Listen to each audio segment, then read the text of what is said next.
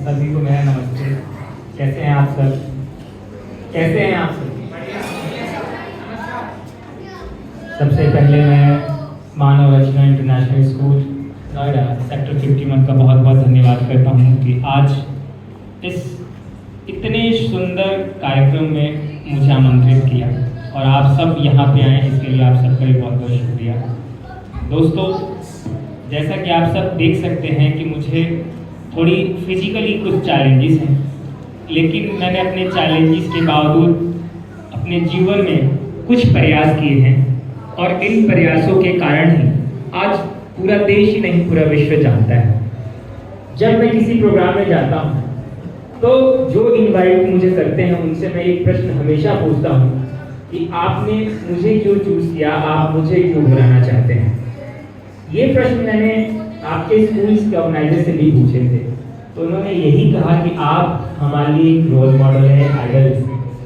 तो मैंने कल इस विषय में सोचा कि सभी सेम आंसर क्यों देते हैं, ऐसा क्या खास बात है। मैंने कुछ अलग तो नहीं किया, हम सब एक जैसे ही हैं। मैं एक वकील हूँ, I am a practising advocate in honourable supreme court of India. तो वकील भी बहुत है, मैं एक दिव्यांग हूँ, तो दिव्यांग भी बहुत हैं, पढ़े लिखे भी देश में बहुत लोग हैं।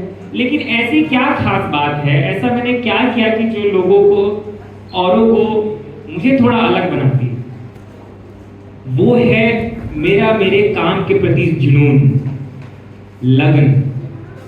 ये ही इंसान को आगे बढ़ाती है और यही इंसान को एक नई पहचान देती है। जब मैं योग के क्षेत्र में आया तो मेरी कुछ चैलेंजेस थी। मैं 69% फिजिकली चैलेंज पर्सन, तो मुझे लगा कि योग में दिव्यांगों को शायद वो प्यार नहीं मिल रहा है और मिलेगा भी नहीं। लेकिन मैंने हिम्मत नहीं हारी और मैं योगासन खेलों में पार्टिसिपेट करता रहा। और आप यकीन मानिए, दिव्यांगों की कोई कैटेगरी नहीं थी जब मैं पार्टिसिपेट करता था। नॉर्मल लोगों के साथ पार्टिसिपेट करके मैं योग में 3 बार वर्ल्ड चैंपियन रहा।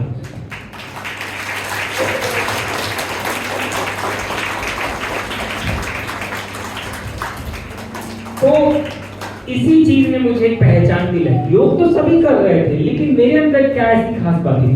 जुनून था मेरा कि मुझे कुछ करना है, मेरे काम के प्रति मुझे पैशन था। ऐसा ही वकालत के क्षेत्र में मैं इस चीज को लेके चल रहा हूँ।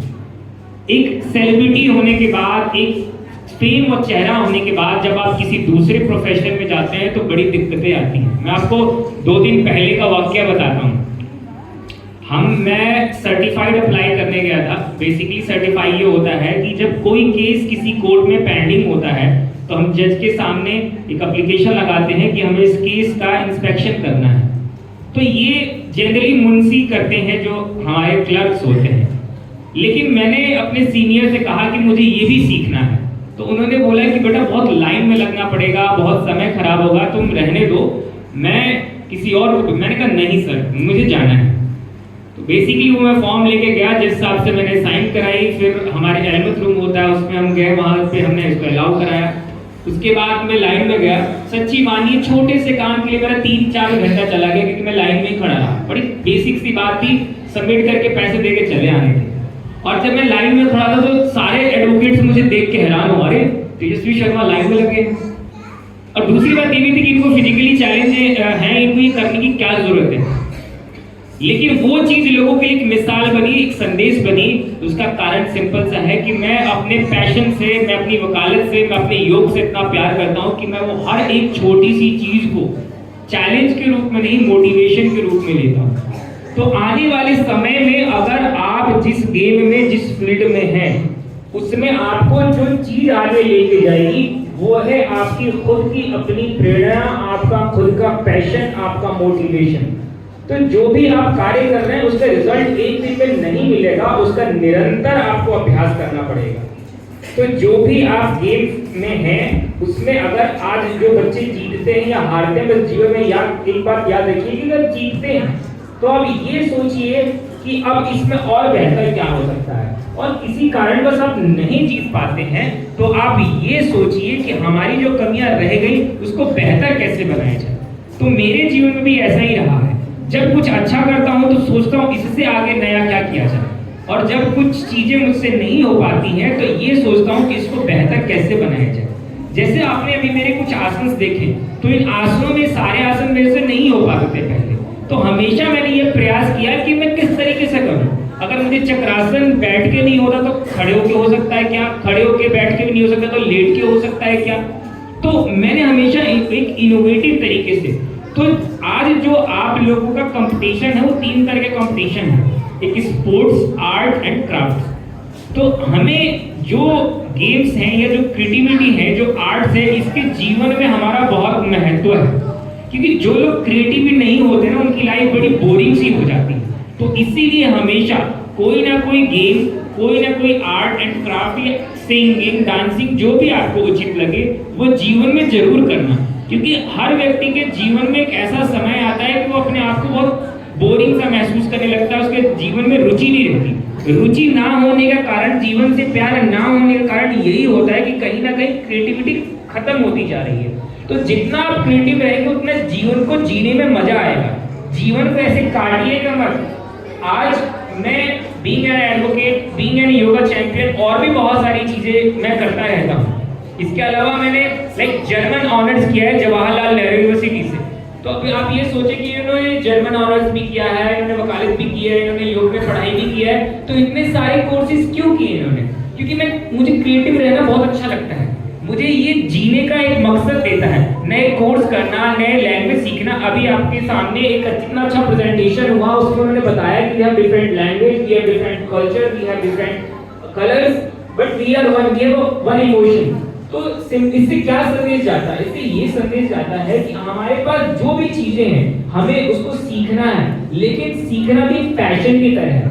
एक छोटी सी लाइन आपको बता के मैं इसको एंड करना चाहूंगा कि मैं जब 6-7 क्लास में था आप लोगों की तरह, तो हमारे टीचर ने, एक इंग्लिश के टीचर ने हमें छोटा सा एग्जांपल दिया कि आपने देखा होगा कि रोज सुबह लाखों करोड़ों बच्चे जो है स्कूल जाते हैं और सब बसों में धक्के खाते हुए, थैला टांग के और ऐसे सारे के सारे जा रहे हैं, लेकिन उससे उनमें से कामयाब तो 10, 12, 50 इतने लोग ही होते होंगे, सब तो बहुत बड़े व्यक्ति नहीं बन जाते, बाकी तो जीवन को काट ही रहे हैं। तो उनमें और वो 50 जो लोग कामयाब हो गए, उनमें क्या ऐसा अंतर है? उन्होंने क्या किया? वही बात जो मैं अभी आपको शुरू से कह रहा था, लगन, जुनून के साथ वो पढ़ने गए। अगर स्पोर्ट्स एक्टिविटी है तो जुनून के साथ किया, पैशन के साथ किया, अपनी पूरी क्रिएटिविटी लगाई। तो चाहे वो एजुकेशन का फील्ड हो, चाहे वो जो भी फील्ड हो, अगर इस तरह की अगर आपके अंदर पैशन रहेगी, कुछ करने की लगन रहेगी, वही आपको लेके आगे जा पाएगा। तो ये बात आप मेरी हमेशा जीवन में याद रखना। और एक छोटा सा संदेश और, जीवन में 3 तरह के लोग होते हैं। पहले वो जो काम करते तो हैं लेकिन फिर कहते हैं कि मेरे बस की बात नहीं है। दूसरे वो जो काम करते हैं, बीच में आते हैं, फिर कहते हैं मेरे बस की बात नहीं है। और तीसरे वो जो सारे चैलेंजेस को फेस करते हुए भी जीवन के उस मुकाम को हासिल करते हैं जो सभी के बस की बात नहीं होती। हमें जीवन में उस तीसरी कैटेगरी में आना है दोस्तों।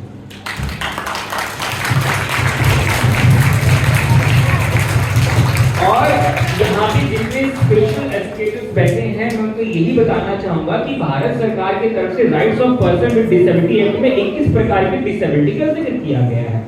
और डिसेबिलिटी को हमारे समाज में एक ऐसा हवा समझते हैं लोग कि इन्हें क्या हो गया, लेकिन लोगों को समझना पड़ेगा कि डिसेबिलिटी कोई श्राप नहीं है, वो किसी को किसी रूप में हो सकती है। बाय बर्थ एज हो सकती है, बाय एज हो सकती है, बाय डिजीज हो सकती है, बाय एक्सीडेंट हो सकता है। और एक मैं डिसेबिलिटी का जिक्र इसलिए भी करता हूं क्योंकि मैं नेशनल कन्वीनर राष्ट्रीय सैनिक संस्था का दिव्यांग विंग का, तो डिसेबिलिटी इन वॉर भी हो जाती है, क्योंकि जब हमारे सैनिक लड़ते हैं तो उनको कई तरह की डिसेबिलिटी का सामना करना पड़ सकता है, उनको बम लग जाते हैं, गोली लग जाती है। तो ऐसा कुछ नहीं है, कुछ चीजें हम जीवन में बहुत अच्छा करते हैं, कुछ नहीं कर पाते हैं। जैसे कोई बहुत अच्छा दौड़ता है, मैं नहीं दौड़ सकता, या कोई बहुत अच्छा पढ़ता है, नहीं पढ़ सकता, लेकिन मैं जर्मन बोलता हूँ, हमारे ब्रदर फ्रेंच बोलते हैं, तो क्या यहाँ पे सभी को जर्मन या फ्रेंच आती है? नहीं ना। तो इसका मतलब थोड़ी ना कोई डिसेबिलिटी हो गई है, या किसी को बहुत अच्छी अंग्रेजी आती है, किसी को बहुत अच्छी हिंदी आती है, तो इसका मतलब डिसेबिलिटी तो हो नहीं गया। तो हर किसी के अंदर किसी ना किसी प्रकार की एबिलिटी है, हर व्यक्ति कुछ ना कुछ कर सकता है, और हमें ये जानना है कि कौन क्या कर सकता है, तभी हम इन बच्चों को आगे बढ़ा पाए। तो ये आप मेरा छोटा सा संदेश ध्यान रखिएगा।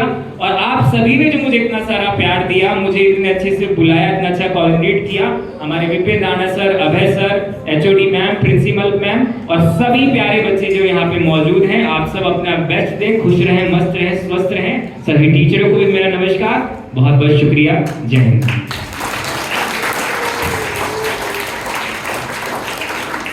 Thank you everyone. We'll have a